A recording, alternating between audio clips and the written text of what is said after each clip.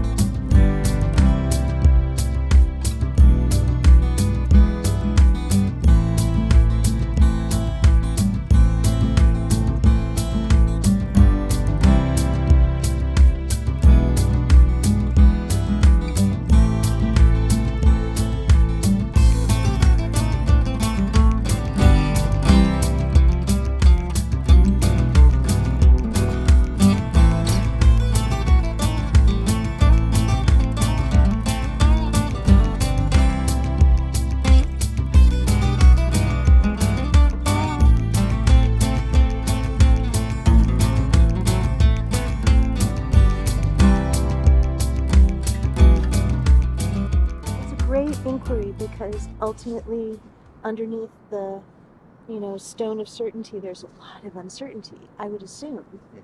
And you get back to first principles, you're not going to really have anyone who can prove anything with beyond the shadow of a doubt unless their proof is based on faith, and that's a different kind of proof. Faith? I mean, I think it all comes down to anyway, I want to look, and I won't take up. Did you want to go? Would you like to do one? Sure, why not? Okay, awesome. It's really interesting. You took my son, but... My name's David. I don't know if I told you that Ellen. yet. It's great to meet you. Nice to meet And thanks so much again for stopping and let me ask questions. Fun. Yeah. Have a seat. Okay, all right. And what's your name? Mark. Mark? Yes. Good to meet you, Mark. Wait. Oh, look at this. Wow. M-A-R-K? Yes. Okay. So, did you get an idea of kind of what we were doing? A little bit, yeah. I didn't listen to everything, but I got some sense of it. Okay. He just sat down. Do you want to do one? You're good? Okay. All right. Cool. So, what would you like to explore? Well, my exploration is maybe a little bit squishier in a sense. Squishier? Yeah, because what I'd like to talk about is homelessness. Homelessness. Okay. Yeah, or houselessness. You can use the term. I use them synonymously or interchangeably anyway. And the premise I have is that under current conditions, it's essentially an unsolvable problem. That's my thesis, if you will. Homelessness is an unsolvable problem. In this society, I'm not talking about globally, but... How are you defining this society? What's the parameters? Well, let's just stick with the Portland metro area. Okay. Although, anyway, let's just start with that. Portland homelessness is an unsolvable problem. Right. Okay. That's the thesis. Okay. What is your main reason? The reason that if you found out it was not a good reason somehow would cause your confidence to drop the most? Well, I'm going to have to futz around with that a little bit. So, I'm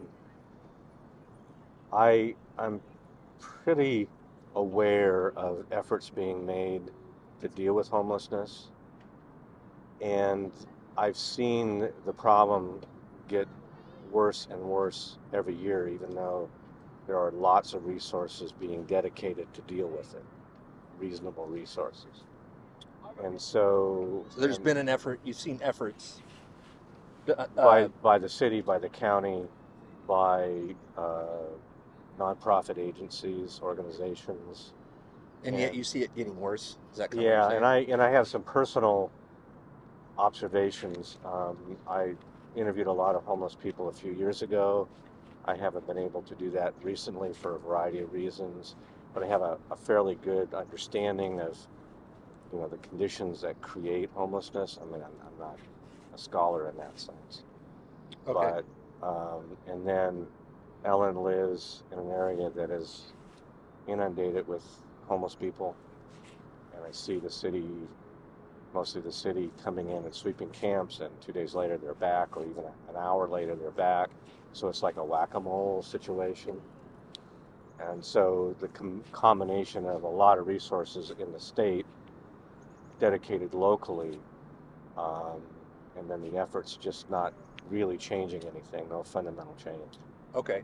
So anyway, this maybe not exactly the kind of thing you're looking for, but Yeah, I'm looking for the main reason that causes you to be confident that Portland homelessness is an unsolvable problem.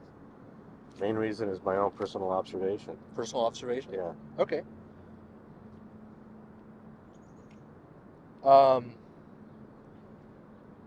Scale 0 to 100, how confident are you that your conclusion is true?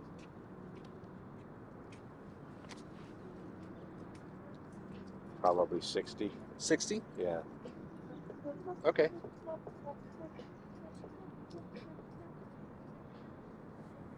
What would raise it?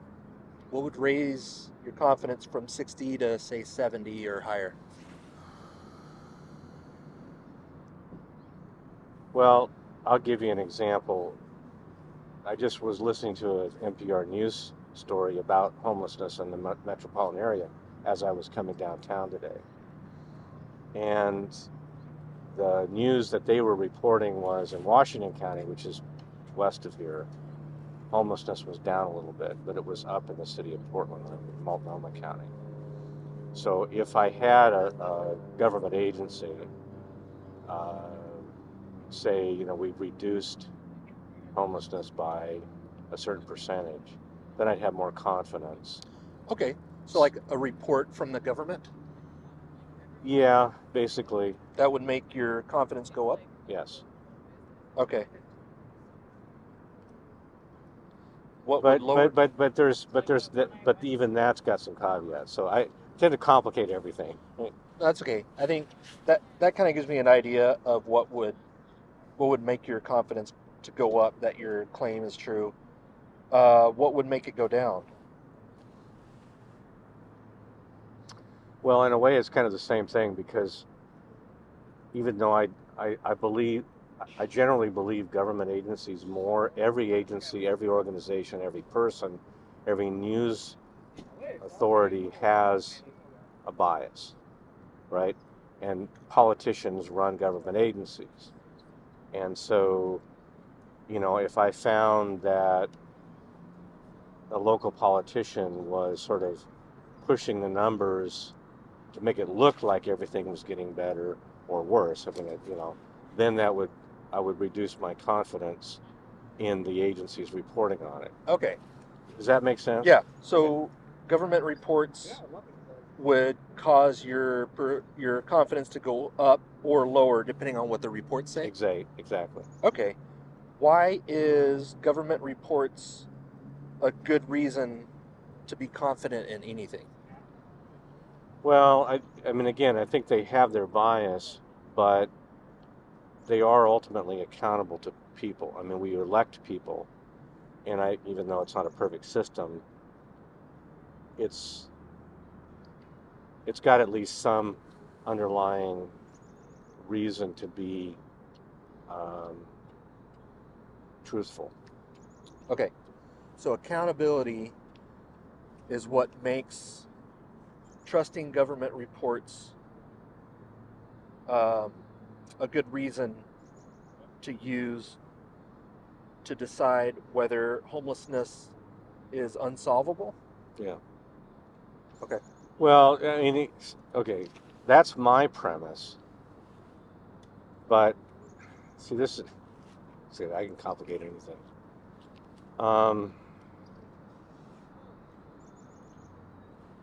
I think what my view is that we've got multiple jurisdictions trying to deal with things. And so when you say the government is reporting, well, it's not one government. One agency can say everything's getting better, where another agency can say everything's getting worse. And so even though they have accountability ultimately somewhere, they also have bias. Okay. So, I mean, maybe I'm just a natural skeptic. Okay. Are there ways to test to see if it's unsolvable or not? I think the test is just observation. Why is observation a good test? It's kind of hard to ignore it. I mean, if I, you know, the point is, even me looking at it is only it's a biopsy, right? I don't go around the entire city of Portland every day, noting it going up and down. I just anecdotally see things going up or down or whatever, and so, yeah, I'm not sure. I kind of lost your That's question. okay. Um, you personally observe stuff. You don't personally observe everything, I can't. right? And so, could you use personal observation and arrive at a false conclusion? Sure. I mean, one example might be if my biopsy approach is going to the absolute worst place, everything else is great, or vice versa. I come downtown, I go to a certain area, and everything's wonderful. It was bad a year ago, 2 years ago. I think, oh, we've solved it. But that's biased in the sense that I'm not going everywhere. Right. So of course, Your information is limited to your own personal observation. yeah, for the most part. I mean, I talk to other people too, and but that's a little bit. I mean, it's not that I don't believe what they say, but I try to put it in context. Okay. If homelessness was um, solved, what would things look like? How would things be different? Um, there'd be very few, if any, people living on the street. Uh, I mean, the homelessness is pretty apparent, although there are also shelters where technically someone's homeless, but they're not visible. So apparently in New York, I've heard that in New York, they don't have an apparent homelessness problem because most of the people are living in shelters. So the visibility of it. yeah, the visibility, and at least the way things are in Portland, makes it very clear. Okay. If we met somebody that their position was homelessness is solvable, what do you suppose their best argument would be?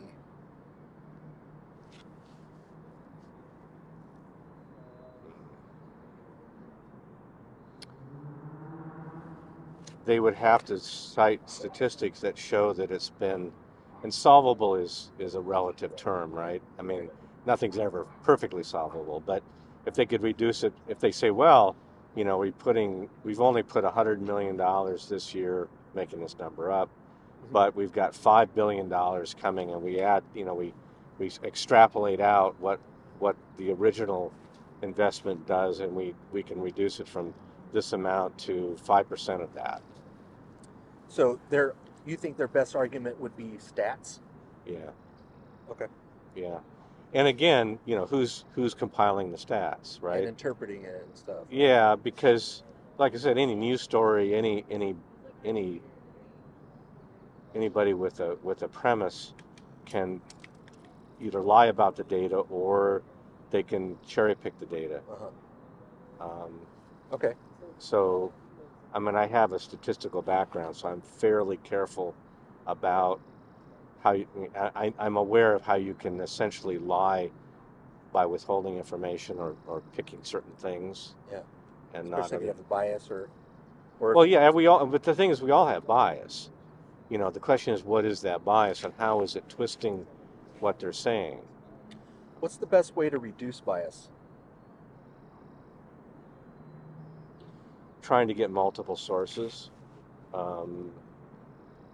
Trying to find sources that have more integrity in the sense that they, I don't know what integrity means necessarily, but where they are not unduly influenced by who's backing them, who's paying them, and what their general premise is. Okay. Um, Now that we've had this conversation, are you still at 60? yeah, probably. Okay. Yeah. Cool. Any questions for me? No, can't think of any. Okay. Well, thanks, Mark. Okay. Mark and Ellen. Yeah. Have you lived in Portland for a while? 38 years. Okay. I actually don't technically live in Portland. But I lived in this area in the same house for a long time. Okay. Yeah. Cool. Awesome. Well, I think Ellen got this. If you guys want to check out the YouTube channel, Okay. there's some other interviews on there, all kinds of different topics. Okay. Well, my guess is, and then maybe this is a question for you, that you're really you're not subject oriented. You're really trying to find out how people make conclusions based on whatever information they have. Yeah. Is that essentially true? Yeah. I think it's important for our communities to have a good grasp on how they come to conclusions. Right. And if the ways that they're coming to those conclusions are reliable or not. And if they are even interested in that, in having reliable ways to come to conclusions, because I think that our beliefs affect our behavior, Sure. and that affects the rest of us. And so that's why it's important for me to give a space to my community members to explore how they're coming to these beliefs that they're walking around with. Well, it's a great. I mean, I worry about our society because we don't look at that carefully enough. As soon as they get done here, can you repeat what you just said, because the skateboards were loud?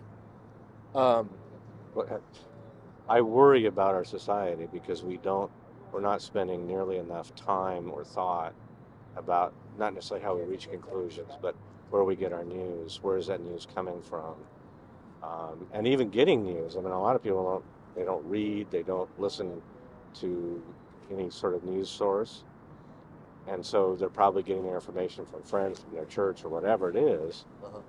And there's no, and so there's nobody's giving them the loyal opposition, if you will. And I'm a mediator by trade, and so Okay. I deal with people that reach very different conclusions, even about very similar facts. Uh-huh. So I'm very used to how that comes to be. Yeah. And people get really invested in, you have two people sitting side by side, reasonable people, thoughtful people, educated people, and they can look at one thing and come up with two completely different answers. Yeah. How the hell did that happen? And that we don't test that enough. We don't think about that. We just sort of muddle along. And I do worry about our society. I really do. I'm getting too old for this shit. Do you think it's an unsolvable problem? No, not really. But I can't see a way through it. Okay. Get rid of Facebook. It's really coming down.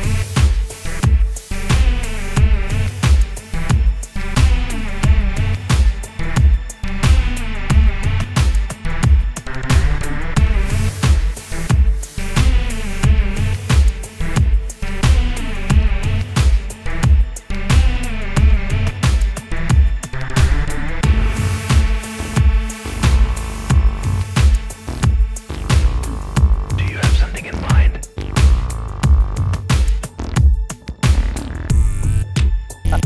I'm going to start calling it Fussbook. Yeah, there's a lot of nicknames for it. All right, David. Well, thanks so much. All right. It was great meeting you. Yeah, nice meeting you. We'll see you around. Are you from Seattle then, or? I live in Olympia. Oh, okay.